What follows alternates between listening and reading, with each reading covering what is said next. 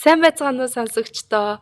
Queen Mama-гаас эрхлэн явуулдаг Book Mama подкастын маань season 2-ын 2 дахь дугаар эхлэхэд бэлэн болсон байна. За та нартай энэ өдрийн мэндийг хүргэе. За ингээд бүжээ айри бид гурав 2 дахь дугаараа та бүхэндээ хүргэхээр бэлэн болсон байна. За энэ удаагийн номын талаар манай айри бүжээ хоёр маань танилцуулна. За энэ удаагийн маань ном маань Ээжүүдийн нүцгэн үнэн гэдэг нэртэй маш сонирхолтой ном байж байна. За Кейт, Нат хоёр найзуудын талаар одоо бодиттой кейс туршлагаасаа сэдэвлээд бичсэн жинхэнэ тулааныг үннээр нүгүүлэх нүүр улаам түүхүүд игэл биш бодит зөвлөгөө гэсэн одоо толгой гарчигтай ийм ном байна. За ном маань 35 бүлэгтэй байгаа. За энэ номыг 2019 оны 3 сард анх хөвлөлтөөс гарсан. За яг энэ номыг ярьж эхлэхийн өмнө яг хоёр зохиолчийн тухай эхлээд танилцуулах зүйтэй. Хоёр зохиолч маань Кэтрин Белнаф, Натали Телфер буюу хоёр Канад гаралтай хоёр эмэгтэй энэ номыг бичсэн. За энэ хоёр маань хамгийн анх буюу 2013 оноос яг YouTube дээр 4 минутын урт бүхий бичлэгүүдийг зөвхөн машиндаа сууж агаад ээжүүдийн тухай ярьдаг, ээжүүдийн амьдрал тулгардаг, саад бэрхшээл дээрэс нь ямар бүтлгүүтэлтэй учирч болох уу, ямар сайхан өмчүүдийг болохоор одоо ээжүүд туулдаг вэ гэдгийг яг бодтоор одоо яг илэрхийлэхийг яг бодит амьдрал дээр яг ямар байдсан бэ гэдгийг одоо ээжүүдэд ойлгуулахын тулд яг ихэлсэн байгаа. Тэгээ улмаар энэ бичлэг маань сошиал орчинд ялдартай болсон. Өөрөөсөө Facebook дээр 748 мянган дагагчтай, YouTube дээр 77 мянган дагагч бүхий ийм одоо сошиал идэвхтэй ийм хоёр эмэгтэй.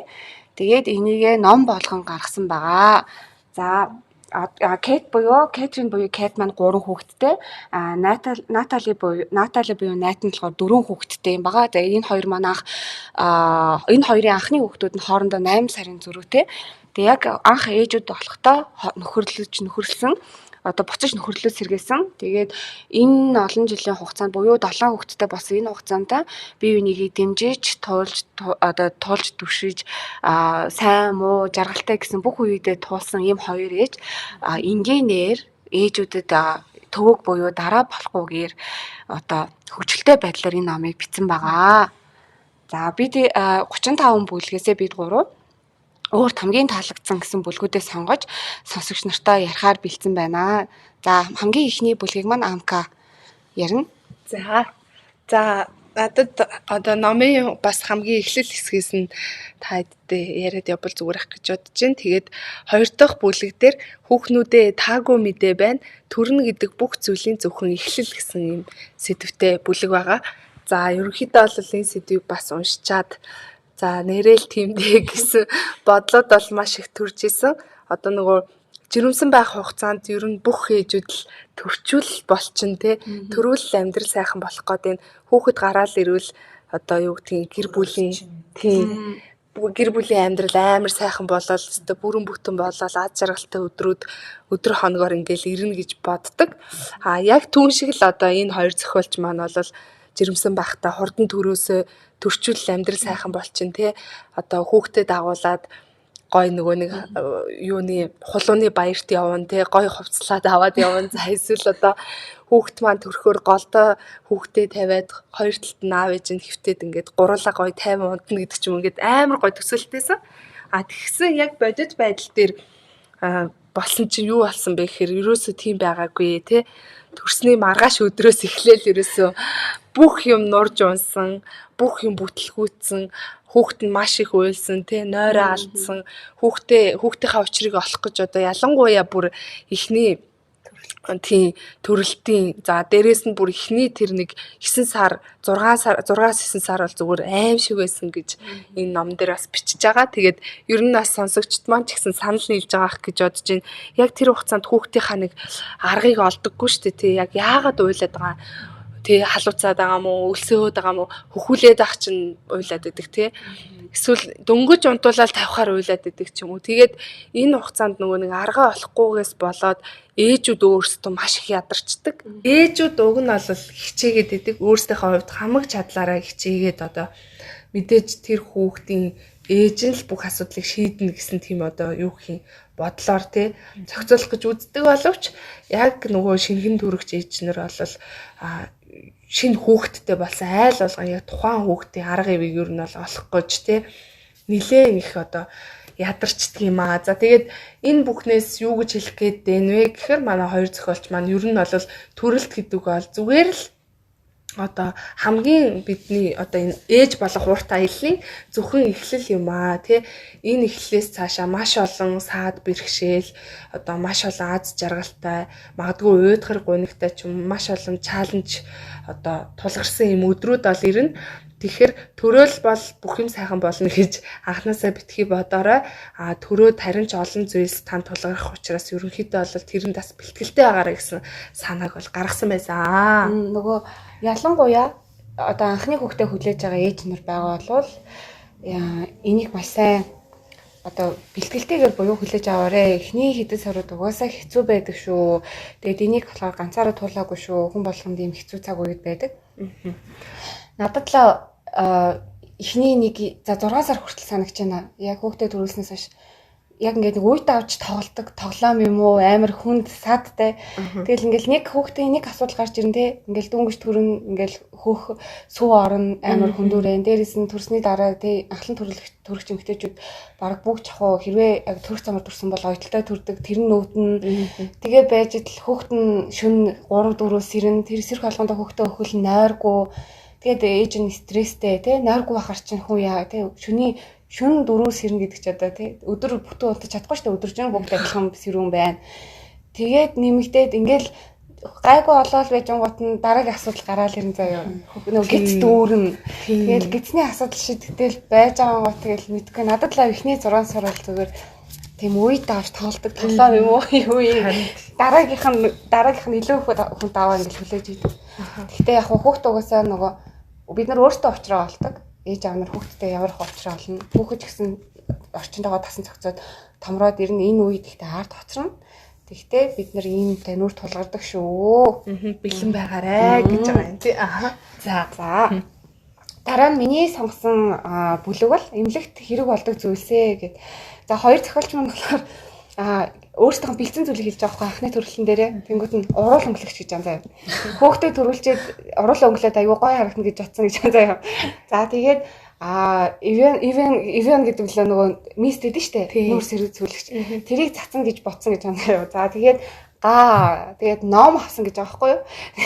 Тэгснэ өөрөө ном уншдаггүй эмэгтэй байж чи очиод төрхөөд очихдаа ном уншина гэж бодсон байгаа заяа. Тэгснэ өөрөө галзуу байгаа гэж хэлж байгаа байхгүй.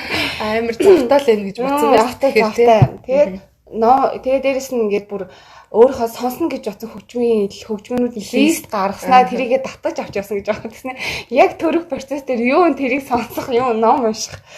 Тэгэхээр харин тэрний оронд яг төрөх үед юу хэрэгтэй болдгоо юу бэлдэж авч яваарэ гэж хэлмээр байсан зүйлээ хэлсэн байсан. Жишээлбэл энэ дээр үсний болт. За төрснөөс хойш баг эхний нэг жил бол үсээ байг болтой баг тэмдэн орт ингээд боогод март гэж байгаа байхгүй. Айгу хөгжилтэй үед битсэн. За тэгээд бодол мөс гэсэн байсан. За яг хуу энэ нөгөө манай одоо тэгээ Монголоос арай өөр орчинд өөр газар амьдарч байгаа хүмүүс учраас бас мөс гэж хэлсэн байгаа л да. Гэхдээ манай одоо Монголч хэлбэл эмнэлгээс бол мөс өгдөг. Тэгдэг тий төрсний дараа.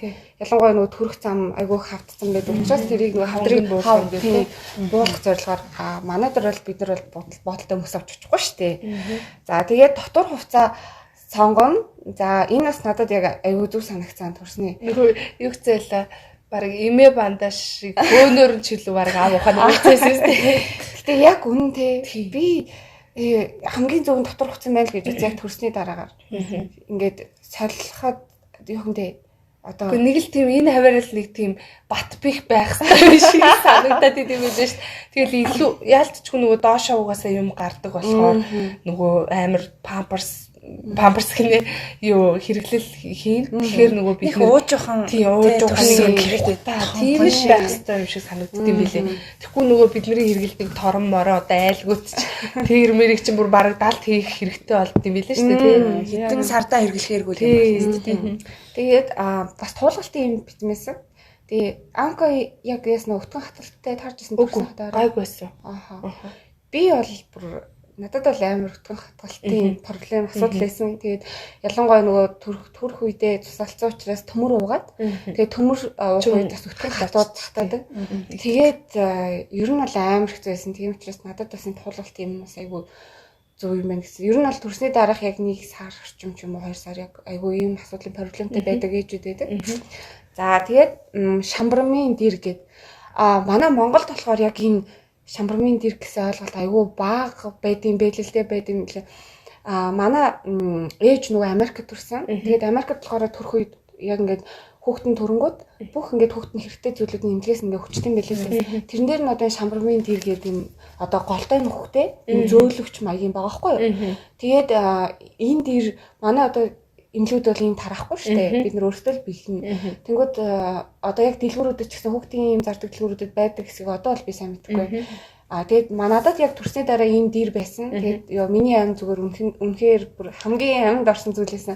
За тэр нас надад араас нь хэрэг олж би бүжээгээс мэдэж авсан. Тэгээд нөгөө гол нь одоо ялангуяа төрөлтийн үед өөрөө төрсэн байгаа тохиолдолд ойтлтой төрдөг шүү дээ, тийм. Тэнгүүд нөгөө бүтэн яг ингээд суудаг шиг хоёр бөксөөр ингээд сууж чаддгүй. Ерөө ингээд бүтэн бөксөөр сууж чаддаг тохиолдолд нөгөө ойтлоо буцаа задлах гэдэг тийм эрсдэлтэй байдаг.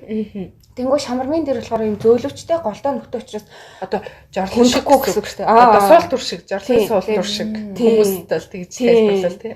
Тэгээд аюу хэрэгтэй юм бэлээ. Бүр ялангуяа ингээл хаана суусан газараа сандал дээр хатуу сандал дээр явж дээр нь суучин хүүхдээ хөлköd орон дээр байлгаад хажуудаа орондоо доорлоо тэгээд суучин. Тийм.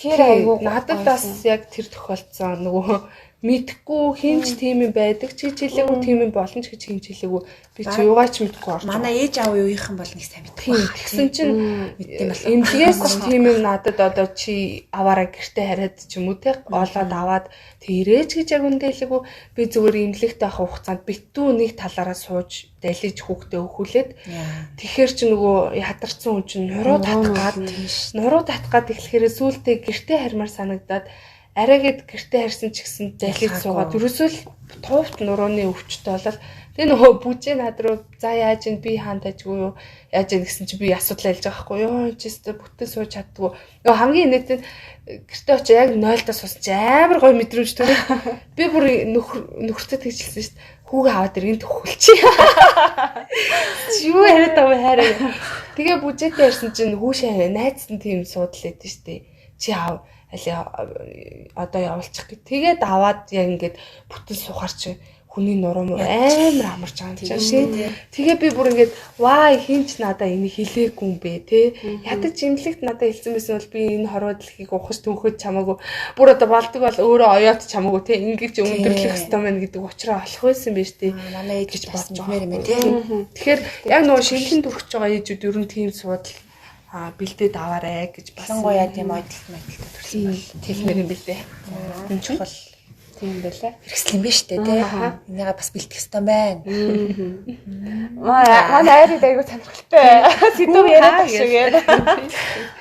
За айрыг дайлсгэн талыг. Тий надад байна штэ тий. Аав нар жаахан муулгуу тиймээс бидэнд туслахад нь туслая гэдэг энэ бүлэг надад таалагдсан. Тэгээ яа тэгэхээр ингээ ээж болвол юу гэдэг те ээж болоод тэгээ түүхтэй дөнгөж төрүүлээд одоо юу гэдэг маш их одоо юу гэдэг ядралтай стресстэй те ингээл баа штэ те тэр үед нь бол аав нар бол хамгийн сайн ойлгох хэрэгтэй юм байна. Гэтэ ингээ аав нар их молох байдаг юм байна. Ойлгож чаддаггүй. Одоо юу гэдэг одоо хүний хань юм чинь тэгээ хань ижил гэдэг чинь энийг ойлгох л ёстой шүү дээ тий. За тийм үднээс одоо энэ бүлэг дээр болохоор аудад зориулсан зөвлөгөө хэсэг байгаа байхгүй. Тий. Тэгээд хэрвээ одоо энэ подкастыг сонсож байгаа бол нөхрөө астуудаарай. Энэ хэсгийг сонсгоорой. Тэгэхээр яалч ингээ ээжүүд чинь нөгөө төрсний жирэмсний стресс тэгээд төрсний дараах стресс гэл ингээл автдаг шүү дээ тий.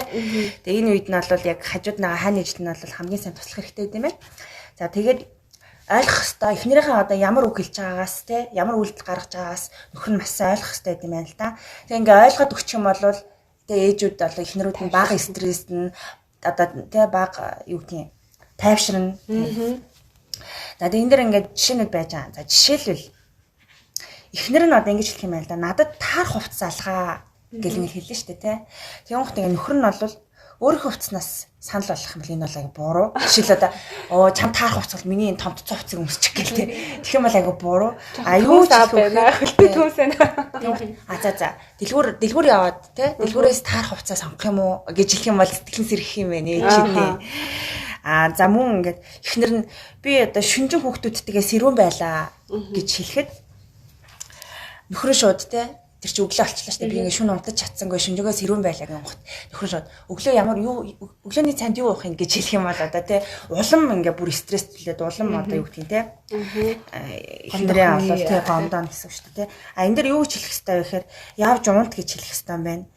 Тэгээ хүүхдүүдэд авч гараад хэсэг хугацаанд алхаж агаад эргэж ирэхдээ одоо эхнэртэй кофе ч юм уу амтд ч юм уу байраад орох хэрэгтэй. Энэ дээр ингээ яг ингээ хосын харилцаа тий яг энэ юу гэдэг хань гэдэг ч одоо би биеийнхаа хэцүү үедэр л би биедээ тусалж ажил хань ижил гэж явахгүй болвол тий.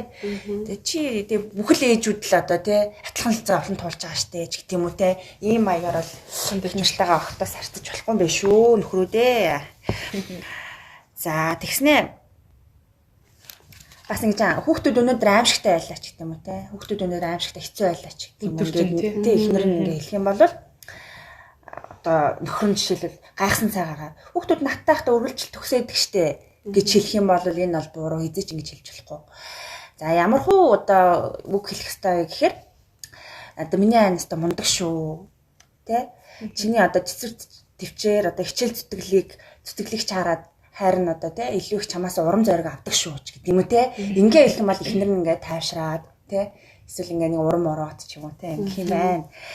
За одоо эхнэр нь ингэж хэлэх юм бас би ингээ үнэхээр сэтгэл санаагаар унаад миний сэтгэл одоо яг хэцүү байна те сэтгэлээр унаад байна сэтгэлээр одоо юу гэдэг те би чонготраад байна ч гэдэг юм уу ингэж хэлэх юм бол нөхөр нь жишээлбэл ингэж хэлж болохгүй юм байна. Чи яачхаа вэ гомдлоод байх юм даа ч юм уу те иймэрхүү үг бол хэлж болохгүй. Би яаж туслах уу тэ юу хэлхийг нь сонсоод эрэгтэй зүйлийг хийж өгөө гэж байгаа байхгүй тэ. За мөн би ерөөсөө ээж олж чадахгүй нэ тэ би их муу ээж байна ч гэх юм уу тэ ингээд магадгүй ийм үг хэлэх юм бол их нарт нь за тэгэх юм бол одоо юу гэдгийг би бол ингээл аавын хувьд хангалттай сайн байж гэдэг юм уу тэ ингэж одоо хэлж болохгүй юм байна тэ. Юу ч хэлэх хэрэгтэй гэхээр чи өстө үнэхээр сайн одоо тэг хичээж байгаа шүү. Тэ хүүхдүүд маань ийм сайхан ээжтэй нь бол үнэхээр аттай. Тэ чигтэй шиг аав ээжтэй байгаа нь үнэхээр аттай зүйл шүү дээ гэж гэх юм. Тэ ийм байдлаар ирүүлж хэлэх хэрэгтэй юм байна. Ер нь бол юу гэдгийг тэ эндээс бол одоо юу гэдэг яг энэ үгийг хэлэх гэж байгаа бол биш шүү дээ тэ. Яа тэгэхээр одоо манай орчин нөхцөл өөр тэ Америкт ч гэдэг юм уу одоо Канадад ч гэдэг юм өөр тэ. Тэгээ ямар ч байсан аауд бол эхнэрээ тэ эхнэрээ олвол маш сайн ойлгож, дэмжиж, тэ сэтгэл санааны дэмжлэг өгөх хэрэгтэй байна. Тэ одоо бүгдд нь тусалж чадахгүй ч гэсэндээ тэ ядаж ингэж сэтгэл зүйн хувьд бол ингэж дэмжиж тусалж байх хэрэгтэй юм байна гэдгийг бол эндээс харсан. Тийм. Одоо нөгөө яг нөгөө бүр ямар сайндаа нэг онгой байдаг штэ тэ нөгөө гин санаанд орчлоо. Нөхөр нь нөгөө өдөржин эхнэр нь хүүхдээ гэртээ хараад байж байгаад тэгээ нөхөр нь ажил дээр амар их ажил хийж ядарч ирээд нөгөө эхнэртэйгээ жоохон муудалцаад чи өдөржин зүгээр байдаг би л ажил хийж мөнгө олж ирдэг гэдэг тэгж муудалцаад тэгээ сүүлдээ нөхөр нөгөө бурхнаас яа бурхан минь би сте амар ядраад байна гэртээ зүгээр хүүхдүүдтэй хамт байна гэсэн чи бурхан хүсэлтийг зөвшөөрөд солилцоо гэсэн чи эхний өдрөө нөгөө эхнэр бол босч байгаа гэсэн шүү нөхөр. Тэгэл босоод өглөөний цай бэлдээл хүүхдүүдтэй нөхөртөө хоол ундын бэлдэж явуулаад араас нь багийнхаа авч арц цэцэрлэгт нөгөөдгөө сургууль түргээл буцаж нэгийг нь аваад өдрийн хоол идчихэл нөгөөдг нь тарах бол нөгөөдг нь аваад эргээ орой хоол игэлэрсээ ингээл амар буужигнаад завсар заяа буужиж байгаа л 3 өдөр болоо сүүлдээ нөгөө нөхөр чи ядраад бурхан минь ээ би ядраад байна. Аагүй хамгийн гол нэг тэгж ядраад тэгсэн ч ихсэн шүн нөхрийгөө ирэхэд нөгөө эмэгтэй үнийг үүргээ гүйцэтгэж чинь гэж байгаа байхгүй юу? Гिचний ядарсан ч гэсэн тэгээ ингээ 3 өдөр явсан ч бүр амар ядраад стресстэй. Яа бурхан минь ээ би бүр чадахгүй нэ тий солио би буцаад байраа солио гэсэн чи бурхан одоо өнгөрсөн хүү минь гээд тэгэхээр яагаад гэсэн чинь чи жирэмсэн болсон. Би бүр энийг уншчаад бүр гэнээрээ шүүгээл бүр яг бодож байгаа байхгүй юу. Тэгээ өөрөөр хэлбэл тэгэж их өдөржин завгүй байж исэн хүн одоо магадгүй ингээд араас нь одоо ойрхон жирэмслэлээ гэж бодвол одоо тэр их ачаал бүр их нэмэгдэнэ гэсэн үг. Тэгэхээр энийг хэн дэмжиж, хэн ойлгож, хэн туслах ёстой вэ гэхээр одоо эмэгтэй хүн чинь хизээч нэг хүүхэдтэй олчоод нөхрийгөө энэ надтай хамт байсангүй, энэ хүүхдэд харсангүй гэдэггүй шүү дээ. Ер нь энэ минь нэг гоё үг надад хэлээсээ намайг нэг дэмжээсэй гэж боддог болохоос энэ ажилдаа явах ёсгүй гэж боддоггүй шүү дээ, тий. Тэгэхээр энэ нөхрүүд яг энийг л ойлгох хэрэгтэй гэж бодоод байгаа байхгүй юу? Яг тэр нэг одоо дөнгөж ихний нэг магадгүй гэртээ сууж байгаа 2 жил нь 3 жил нь эхнэрийгээ нэг ганц 2хан жилдээ илүүтэй анхаардаг, илүүтэй одоо гоё сайхан үгээ хэлдэг байгаа ч тий. Тэгэхгүй тэр хүн чинь ингээл 20 30 насаараа хайлах 60 50 жилдээ ингээл өдөр шөнөгөө чи туслалсангүй гэхгүй шүү дээ тий. Яг тэр нэг эмзэг үеийг л мэдрээсэй гэж бас нөхрүүдэд айгүй хэлмээр байна. Би л тэгэхгүй бол жирэмсэн болгоч шүү.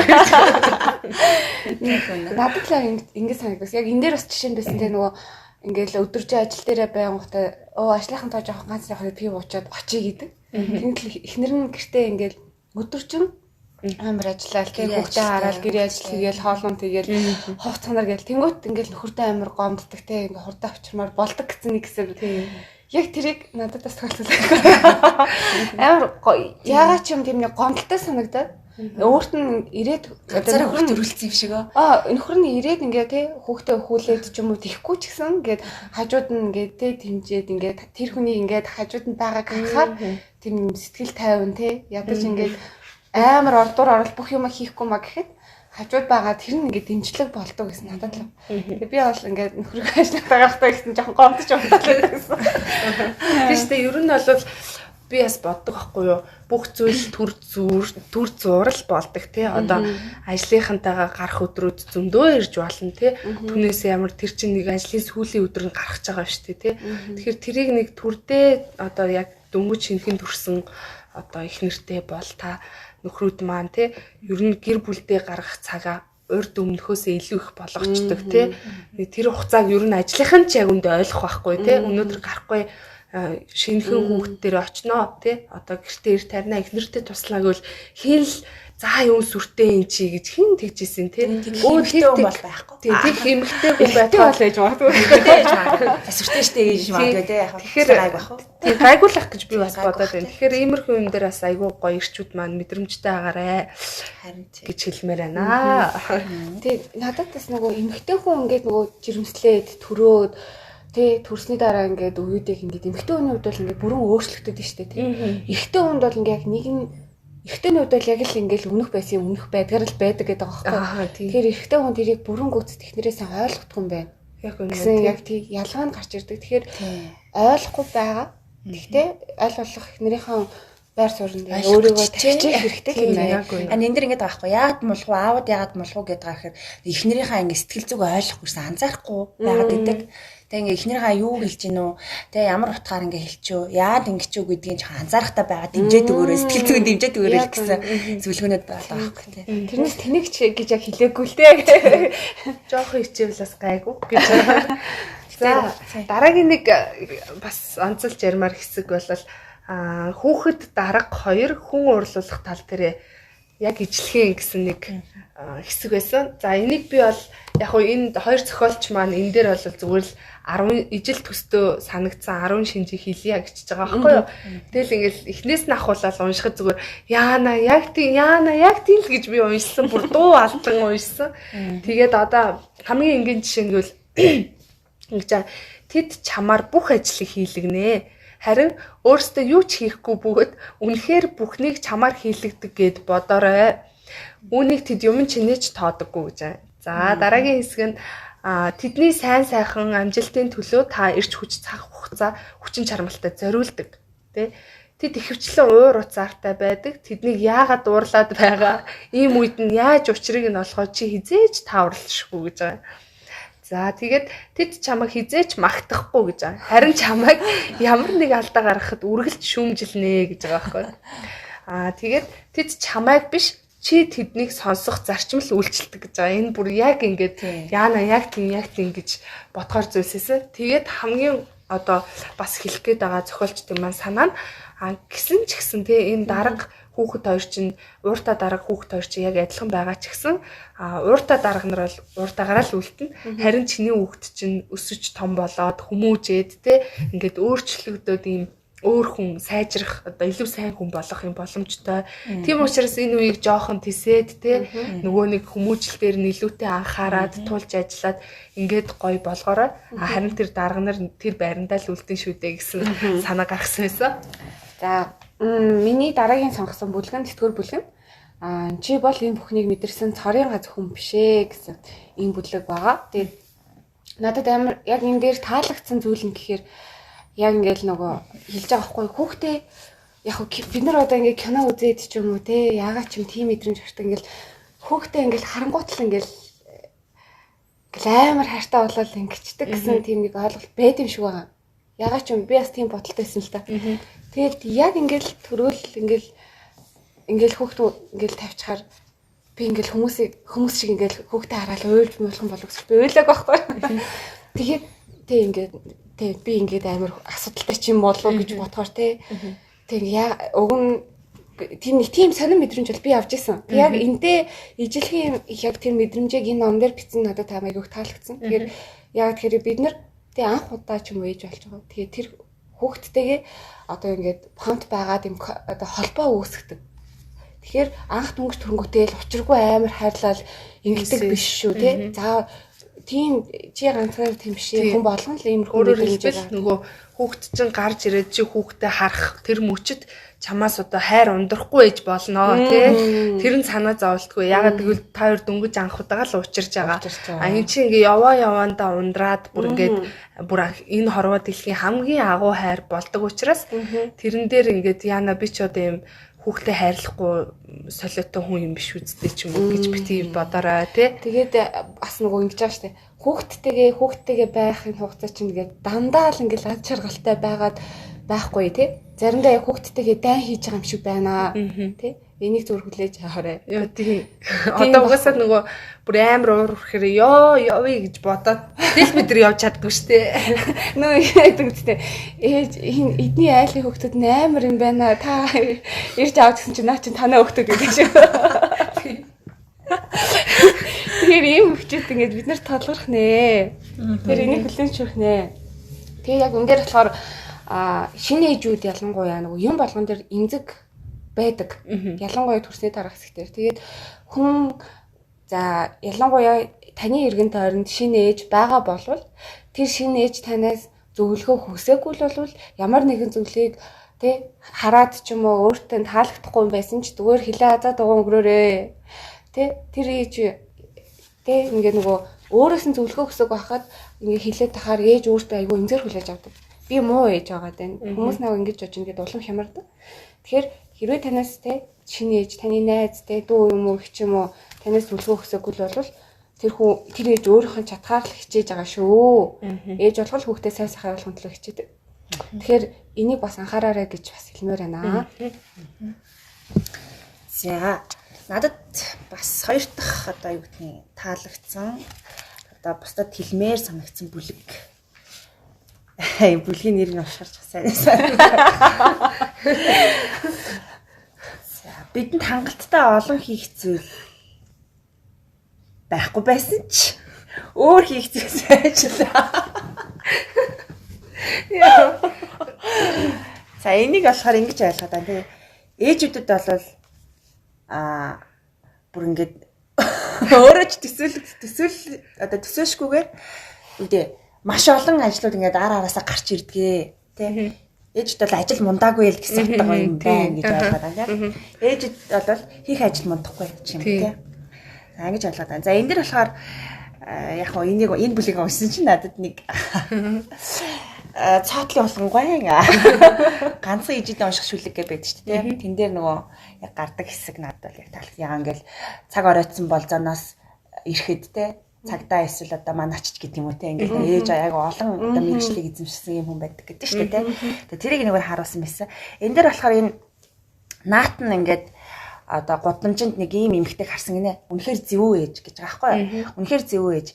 Тэр ээж одоо ямар байсан бэ гэхээр одоо хүүхдээ төрөө явж байгаа ээж байгаа. Тэгээ тэрнийхээ доорж эхний цүнхээ чигчгсэн их зоригтой алхсан аягны суурьнд нь Starbucks кофегоо хийсэн. Тэгээ нарны шилтэй нэг чихвчэндээ биш нэг чихэнтэй чихвчээ зүгээд нөгөө чихээр бол одоо юу гэдэг орчин тойрны сонсоод явж байгаа.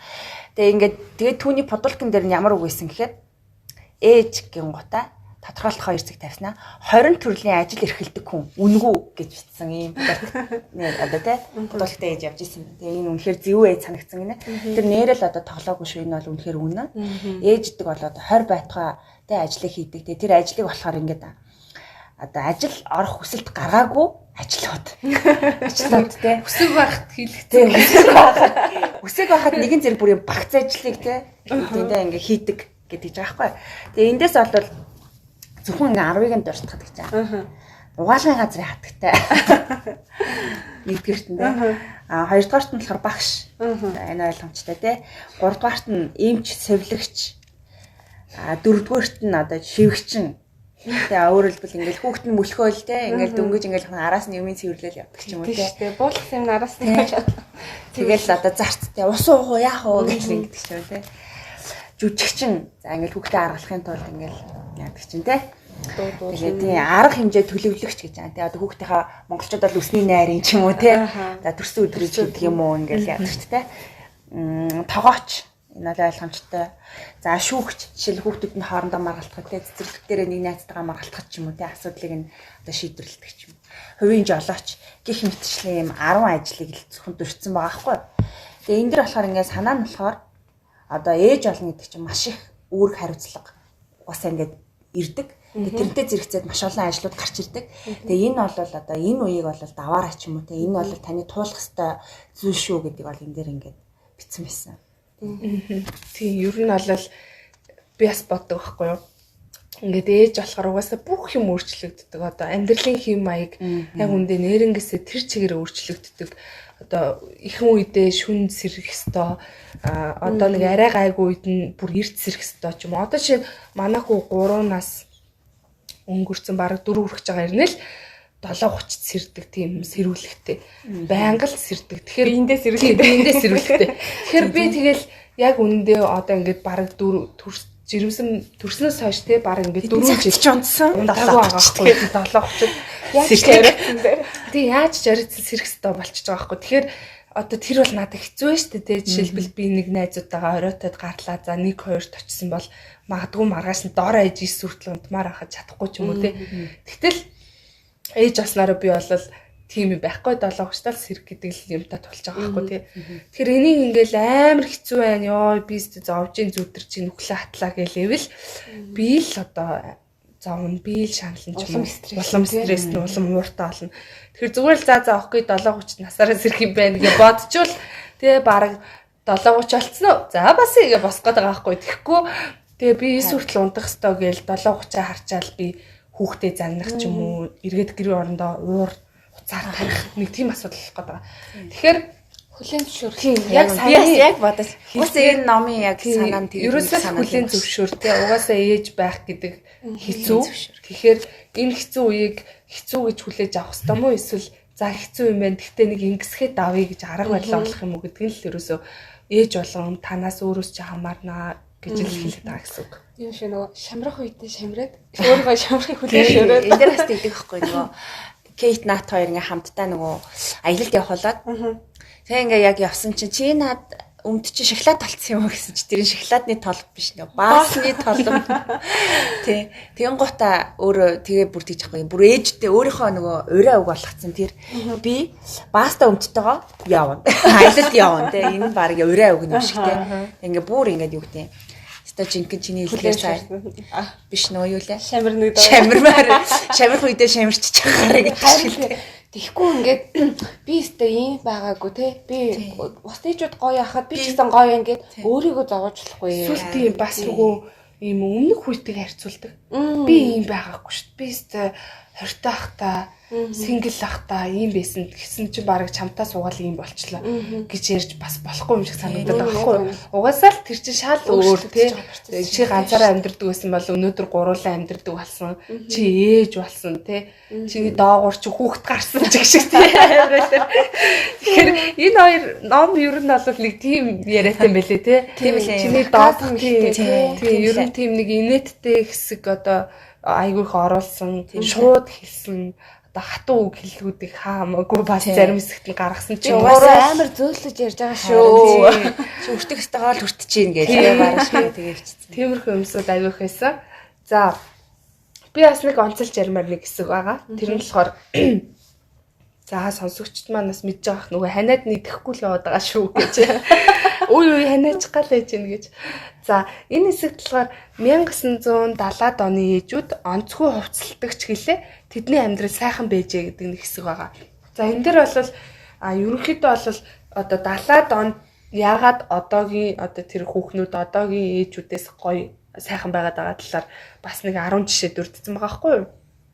За энэ дэр бол хамгийн ихний жишээ л гэхэд зүгээр аюулгүй байдлын дүрмүүд нь айгуу тийм уян хатан байсан юм байна гэж байгаа байхгүй юу? Одоо жишээлбэл зүгээр л машиндаа ороо суухад хүүхдээ хойшинд бараг уудалтаа тор шиг оруулж шидчихээл машин өнөө явчихдаг байсан бол одоо бол суудлын бүсээ зүүх ёстой, сандал дээр суулгах ёстой, хаалгын цойжлох ёстой, цонхыг онгойлгохгүй түгжих ёстой гэдэг ч юм ингээд амар шаардлага уудтай. Тэгээд жишээлбэл зүгээр л одоо хүүхдтэй нэг машинд суух сандлыг нь авах гэж бүүн судалгаа болдог аль нь сайн нь тий тэр нь одоо аюулгүй юм уу яг чанартай юм уу гэдэг ч юм ингээд одоо өөрөөр хэлбэл зүгээр ганц шийдвэр гаргахад л мангар их юм боддог тийм амар заавал тийг ингэх л ёстой гэдэг ийм юмсууд аягүй их болцсон.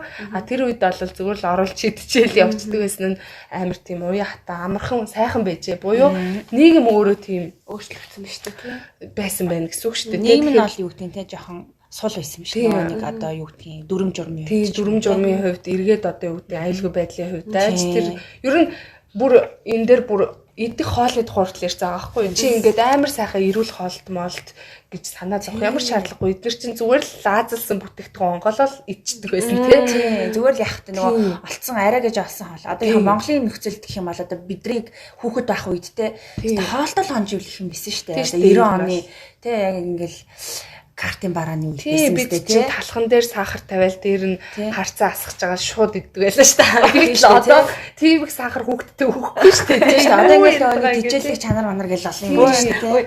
Та яадаг гэсэн нөө та багтаа тэгж явж ирсэн нөө бид нар болохоор нөгөө чиргүүлтэй биш юм мэдэн шүү дээ. Тийм. Баг тэрний ард зогж байгаа. Тийм шүү.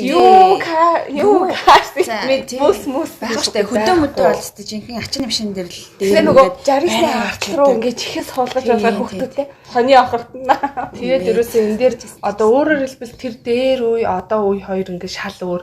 Жишээлбэл тэр үед бол ерөөсөө ээжийн нүүр улаалгах зүйл гэж ерөөс байгаагүй. Одоо жишээлбэл хүүхдэд дагуулаад явж хахад чиний хүүхд чинь муухай хувцастай байвал хин ч юу ч ярихгүй. Одоо бол муухай хувцастай чи арай цэвэрхэн хувцастай бол ямар арчаагүй ээж вэ гэж ярина тий. За эсвэл дагуулаа явж идэл хүүхд чинь чихэр авъя гээл уйлахад тухайн үед бол хин ч тэр хүүхд уйлж ийн ямар сони ээж вэ чихрийг нөхчихгүй ч юм уу эсвэл хүүхдэд дугаа олгож чаддгүй ээж вэ гээл хин ч тэгж тоодгүй байсан.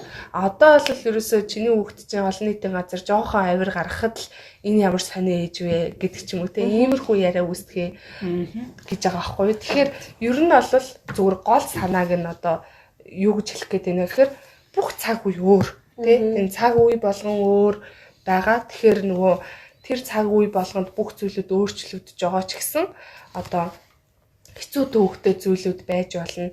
Одоо нөгөө дэнсийг нь олоорой тий юу гэдгийг одоо жишээлбэл ингээл би одоо хүүхдэд дагуулга хатар үйлч манай хүүхдүүдээс хавж унаал уйлал тий би энийг авна гэж чарлуул одоогийн ээжүүд бол яг санаа зовно шүү дээ. Яана ээж одоо хүн амт намайг ямар арчаагүй ээж вэ гэж бодох үдээ зүгээр магадгүй тэр чихрийг шууд авд өчий гээл авж өгөө дугаа олох ч юм уу тий.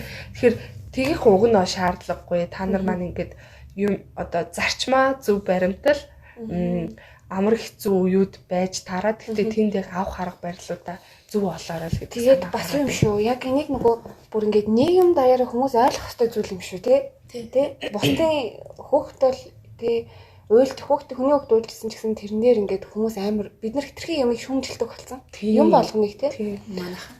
Тэгээ ер нь нийгмээрээ тэр нийгэм даяараа энэ үзэл хандлага буюу харж байгаа өнцгөө өөрчлөөд хүмүүсийн шүүмжилтэй хандхаа болоо. Одоо өөрөөр хэлбэл 1970 оны хүүхнүүд тэр лаазалсан бүтээгдэхүүнтэй хоолыг хин ч юу хүчгүй зүгээр л идэж болоод байна шүү дээ. Гэтэл яг өнөөдөр бид нар лаадсан бүтээгдэхүүн задлаад хүүхдтэй өгвөл бүү юм байна шүү дээ. Юу ээ чи хүүхдтэй лаадсан мөчтэй мөнчтэй болохгүй шүү дээ бла бла гэдэг ч юм уу те.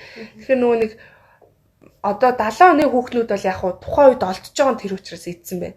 А магадгүй одоо би авчраад идэхэд олдож байгаа тэр үеж болох байхгүй тий. Тэгэхээр тэрийг нэг тийм энэ албаар нэг лаазтай юм өгчлөө гэж бас ярьж боломгүй болчиход байна шүү дээ. Тэгэхээр өөрөөр хэлбэл нөхцөл байдал гэдэг дандаа л өөр байдаг. Таны харж байгаа өнцгөөс чи өөрч биж болно тий.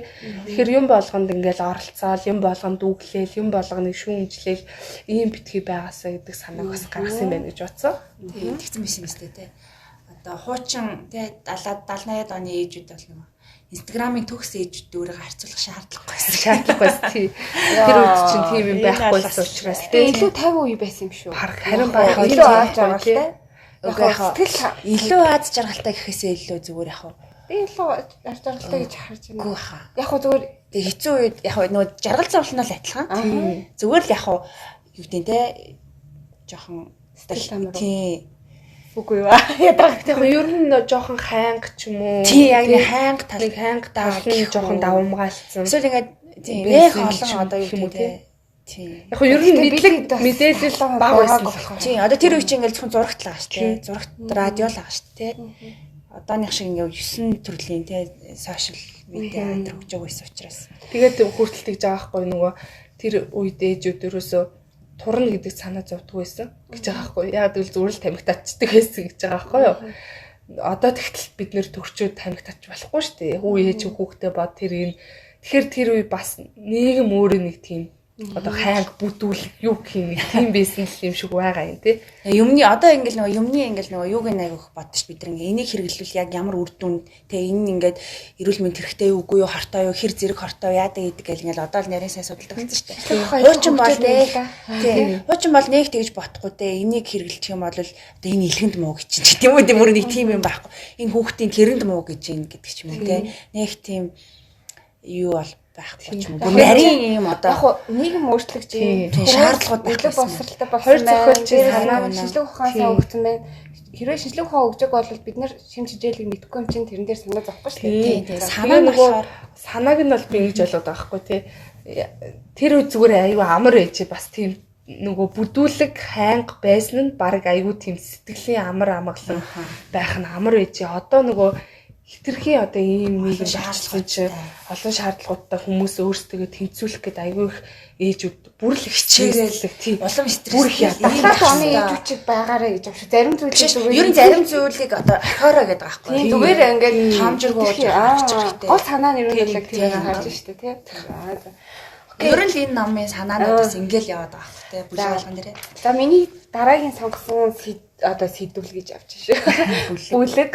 За энэ нь болохоор 11-р бүлэг нь Instagram бол хог навш гэсэн бүлэг байгаа. За энэ бол надад бүр үнэхээр хамгийн гоё бүлэг юм байсан. За.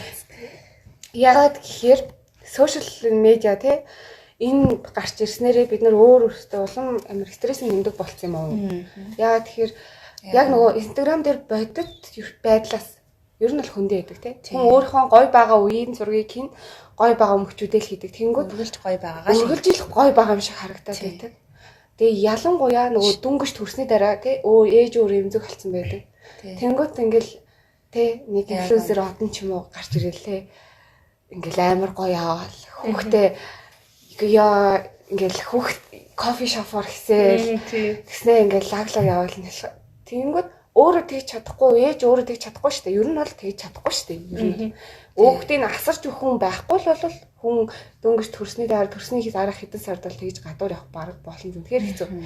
Тэгэхээр ээж тэрийг харчаад хүмүүс энэ ээж ингээ ядхан төрсөн юм байхад би тийм байхгүй ингээ стрессддэг. Ер нь яг стрессддэг юм байл шүү. Тэгээ энэ дээр бүр гоё нөгөө бичсэнсээс те.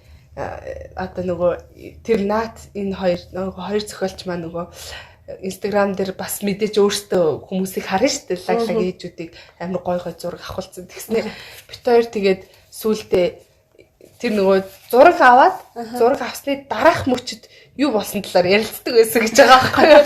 Зүгээр одоо амар цэвэрхэн гой гэрт те хүүхэд нь ингээд ганцхан тоглоомоор тоглож байгаа жишээлбэл зураг байлаа гэж бодоход бит хоёр энэ зураг авсны дараа тэргээр нэг тий шалаар нэг тоглоом болсон байх та гэж ярьж одоо инээлтдэг болсон гэж ярьжсэн шүү дээ. Тэгээ яг үнэн баггүй те. Жишээлбэл ингээл юу н одоо ингэж байгаа байхгүй юу? Дөнгөж төрөл удаагүй гуайлаг бихтэй болсон юм бихтэй хараад тэгэл өөрийгөө харьцуулбал би ингээл амар тарган байна те.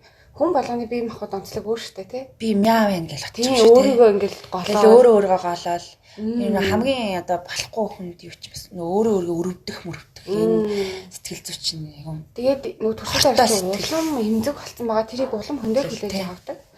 Тэгээд яг энэ хоёрын гол яг нөгөө ихэлсэн санаа нь бол яг тийм билээ л дээ. Яг бодит байдал дээр яад юм те. Яг Instagram дээр өөртөө Instagram-ыг ч гэсэн яг тэгж хөтөлдөг юм билээ. Яг үнэхээр тоглоход хүүхдүүд яаж гэр болгодог яг тэрийг л авч постолдог тий. Яа тэгэхээр нөгөө хит гоё Instagram ороход гоё яадаг штэ. Гоё үздэг. Гэхдээ тэрэн дээр байгаа зүйлсүүдийн мэдээллийг тэнцвэртэй байх үднэс. Энэ хоёр анх өөртөө санаа гаргаж ингэж хэлсэн юм билээ. Тэгэхээр бас яг үнэн байгаа хгүй тий. Амар гоё Instagram зургийг ингэж ахгүй нэг ээж тий гоё зураг постлцсанг бол бид хоёр өгөөсөхгүй. Тэр ээж бол хичээл зүтгэл гаргасан байна. Тэрэнд бол алга ташин. Гэхдээ магадгүй тэр ээжэд энэ зургийг авахын тулд 10 хадсан зураг тий бүтлгүүцсэн зургууд тэр эмэгтэйд байж л байгаа. Тэгэхээр сошиал байгаа шиг төгс ертөнцөөр өөрийгөө бити харьцуулаарай гэдэг хамгийн гоё санаа байсан. Би одоо нэг жишээ ярьж байгаа. Би чи яг хүүхдгүй шүү дээ тий. Тэгэл нөгөө нэг маа нэг найз 2 хүүхэдтэй. Тэг би нөгөө гэрт нь ороод ингэс чи нэг гэр нь ингээл дэлбэрсэн. Тэг ингээл амар ахгүй ингээл тэг ингээл орд дэвсгэр дээр нэм хум ингээл хасгарч бисгарсан тий. Тэгэл би харчингуудаа хөө энийга цэвэрлээч юм бол надад амар тухгүй санаж байгаа. Бараг ингээл шалан дээр гიშгэ ангууд ингээ янз бүр юм гიშгэлтэй. Штэ ямар хэцүү юм бэ гэж бодоол. Тэгэл яг нөгөө зуныхаа амралтаар ихчийнхаа хүүхдүүдийг хараад 3 хүүхдийг хараад за окей ойлгомжтой. За ойлголоо гэх. Тэгээ угаасаа тодорхой юм чи цэвэрлээл заварчдээ. Цэвэрлээл заварчдээ юм байна гэдгийг ойлгож байгаа. Тийм. Тэгээд ерөнхийдөө ном болвол яг одоо бүртэн утга санааг одоо дүгнээд бас хэлвэл ер нь бол ээж байна гэдэг бол угаасаа чанга те. Тэгээд энэ чанга учраас одоо олон бүтлгүүтэл таныг одоо хүлээж байгаа. Тэр дунд маш гайхалтай баяр жаргал, аз жаргалтай өдрүүд ч хүлээж байгаа. За тэр дайн болж байгаа өдрүүд ч байгаа. Тэгэхээр энэ янз бүрийн л одоо юм адал явдалтай ийм аялал байдгаа. Тэгээд энэ аяллаас бол та зүхтаж чадахгүй тий. Тэгээд зүхтаж чадахгүй учраас тэр аяллыг яаж илүү сонирхолтой байлгах уу, яаж илүү хөнгөн байлгах уу гэдэг чинь ерөөсөө танаас хамаарж байгаа шүү. Тэгэхээр яг сүүлийн хэсэг дээр бол нөгөө та бол хамгийн сайн ээж гэсэн мэт би бас энэ хэсгийг айгүй сайн хэлээ гэж бодоод байна тий. Тэгэхээр ээж болгон төрчүүд би одоо яг сайн ээж мөн болов. Би магадгүй өнөөдөр нэг хүүхдтэй амархан хоол хийж өгчөөд тий нөгөө бүжээ хүүхдтэй амар гоё хоолыг өгсөн байлээ. Би тэгсэн чинь нэг хачин юм бигээд өчлөө. Би ер нь муу ээж юм байна гэж хизээч битгий бодорой гэдэг зүгээр энгийн жишгээр ярихад хүүхэд алганы хувьд юусэн ээж л хамгийн сайхан ээжүүд. Яагаад гэвэл тэр хүүхдийг хайрлаж байгаа хамгийн агуу хайрыг ээж өөрөө л гаргаж байгаа. Тэгэхээр одоо юу гэдгийг миний хүүхдийг бүжээ айрын хоёр над чиг хайраар хайрлаж чадахгүй учраас 1000 гой хоол хийж өгөөд 1000 гой чихрийг нь авч өгөөд өдөр чинь дагуулж тоглуулад тий ингэсэн ч гэсэн эргээл тий хин чамд хамгийн сайн байваа гэвэл одоо намайг л гэж хариулах нь шүү дээ. Тэгэхээр хүүхдийн хувьд бол ээж өөрөө хамгийн сайн ээж байдаг учраас хизээж битгий өөрийгөө би муу ээж би тэгсэнгүү би тарган ээж одоо юу гэдгийг би хүүхдтэй юм зааж чадсангүй ч юм уу гэж битгий шүүмжлээрээ өөрийгөө битгий буруутгаараа одоо ээж байна гэдэг одоо хэрвээ жор байвал тий одоо айрыгийн жор, бүжээгийн жор, амкагийн жор гэж тусдаа л гарч тэр нь тусдаа үйлчлэнэ гэхээс ш би бүжээгийн жороор одоо хүүхдээ хүмүүжүүлдэг. Би бүжээгийн жороор ээж байна гэж бол байхгүй юм байна тий гэдэг ийм гой санааг хэлээд хоёр зохиолч маань бол номоо дуусгасан байсан. Тэгээ би тэд бол ингээм номноос бол хитгэн бүлэг сэдвийг л ингээл ярьж байгаа штэ тий. Тэгээ та бүхэн бол бүр дэлгэрэнгүй одоо тий авч уншвал тий. Нөгөө нэг энэ хоёр чинь бас их хөгжилтөө бичээд нэг нүгөө бичээд байгаа учраас айгуу тийм ном хурдан уншигддаг юм лээ тий. Айгуу хурдан уншигддаг нэгдүгürt, хоёрдугаарт нэг тийм найз нь ингээд захиа өчөд байгаа юм шиг тий. Тэгсэн чинь тэгсэн штэ. Тэгэхээр тэгсэн өстө тэгдэм байлээ шүү өнтер гэд найз нь яриад байгаа юм шиг бас мэдрэмж Тэгээ өөртөөхөө бас харилцан яриануудыг энтер оруулчихсан байсан. Тэгээд стрессгүй тий. Нэг амар их нэрэл тийм шүү. Өшлийн номнууд ингээд заримдаа уушгаар стресс мөрөд. Тийм чи ингэдэг гэлээ. Чи өглөө осоо тэтэн цэцсэн хүүхдэд тэгж тийм байхгүй тий. Яг л нөгөө нүцгэн үнэ. Тэгэхээр яг нүцгэн үнэн гэдэг нэр нь ч бас аргагүй юм байлээ гэж бодсон. За тэгээд энд хүрээд подкастаа өндөрлөё. Тэгээд дараагийн дугааруудаараа бас маш гоё сонирхолтой номууд орох болно. За тэгээд подкастын төгсгөл бас бид гурвын энэхүү гоё подкастыг ивент итгэж байгаа Owl Bookstore бас дурдмаар байна. За Owl Bookstore-т бол бүх төрлийн ном байгаа. Та нар маань очиод одоо хүссэн номоо сонгоод авах боломжтой. Хаяг нь бол Зайсангийн ориглын 1 давхарт байдаг байгаа шүү. Тэгээд биднийг одоо энэ хүртэл сонссон та нартай маш их баярлалаа. Дараагийн дугаараараа ирхэн уулзцгаая. Баяртай. Баяртай.